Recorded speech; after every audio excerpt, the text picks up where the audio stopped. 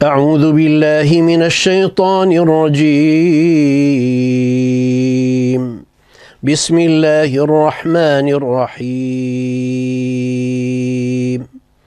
الحمد لله الذي أنزل على عبده الكتاب ولم يجعل له عوجا قيما لينذر بأسا شديدا من لدنه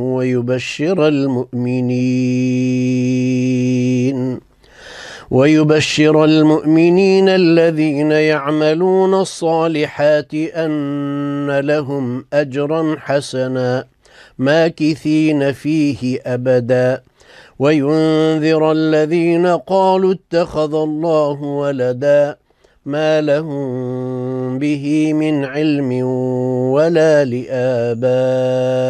لآبائهم كبرت كلمة تخرج من أفواههم إن يقولون إلا كذبا فلعلك باخع نفسك على آثارهم إن لم يؤمنوا بهذا الحديث أسفا إنا جعلنا ما على الأرض زينة لها لنبلوهم أيهم أحسن عملا وإنا لجاعلون ما عليها صعيدا جرزا.